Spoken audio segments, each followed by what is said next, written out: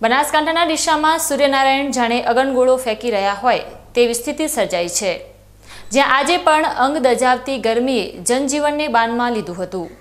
આકાશમાંથી વરસી રહેલી આ આકરી લૂ અને ઉકળાટને કારણે સમગ્ર પંથક ગરમીમાં સેકાયું હતું, જેના કારણે બપોરના સમયે રસ્તાઓ પર જાણે અઘોષિત સંચારબંધી જેવો માહોલ જોવા મળ્યો હતો।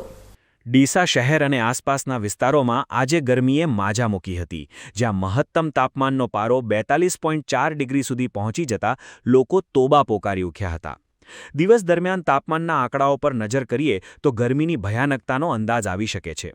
વહેલી સવારે 5:30 વાગે જ્યારે ઠંડક હોવી જોઈએ ત્યારે પણ પારો 29.4 ડિગ્રી નોંધાયો હતો, જે સૂચવે છે કે રાત્રિ દરમિયાન પણ ગરમીથી રાહત મળી નથી। જેમ જેમ દિવસ ચડતો ગયો તેમ સૂર્યનો મિજાજ આકરો બન્યો હતો। 8:30 વાગે 30.6 ડિગ્રી અને 11:30 વાગે પારો 37.4 ડિગ્રીએ પહોંચ્યો હતો। બપોરના 2:30 વાગતાની સાથે જ ગરમીએ વિકરાળ સ્વરૂપ ધારણ કર્યું અને પારો 41.8 ડિગ્રી સુધી પહોંચી ગયો હતો, જે આજના દિવસના હાઈએસ્ટ 42.4 ડિગ્રીના આંકડાની નજીક રહ્યો હતો।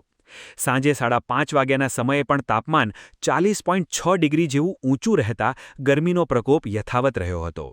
સવારના 11:30થી લઈને સાંજના 6 વાગ્યા સુધી આભમાંથી વરસેલી આ આગનવર્ષાની સીધી અસર જનજીવન પર જોવા મળી હતી।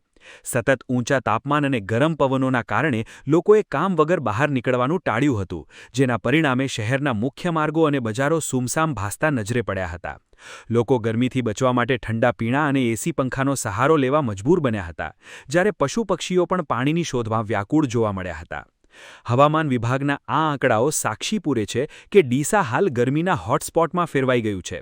આગામી દિવસોમાં જો પારો હજુ ઊંચો જશે તો આરોગ્યલક્ષી સમસ્યાઓ વધવાની ભીતિ સેવાઈ રહી છે, ત્યારે તબીબો દ્વારા પણ બપોરના સમયે સુરક્ષિત રહેવા અને વધુમાં વધુ પ્રવાહી લેવા માટે અપીલ કરવામાં આવી રહી છે।